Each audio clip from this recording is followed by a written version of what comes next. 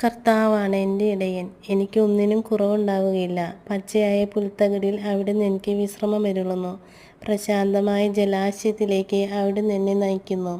അവിടുന്ന് എനിക്ക് ഉന്മേഷം നൽകുന്നു.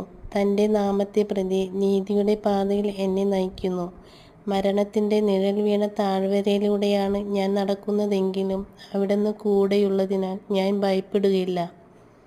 അങ്ങയുടെ ഊന്നുവടിയും ദണ്ഡും എനിക്ക് ഉറപ്പേകുന്നു. എൻ്റെ ശത്രുക്കളുടെ മുൻപിൽ അവിടുന്ന് എനിക്ക് വിരുന്നൊരുക്കുന്നു. എൻ്റെ ശിരസ്സ് തൈലം കൊണ്ട് അഭിഷേകം ചെയ്യുന്നു.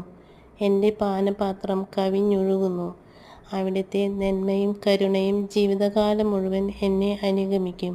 കർത്താവിൻ്റെ ആലയത്തിൽ ഞാൻ എന്നേക്കും വസിക്കും.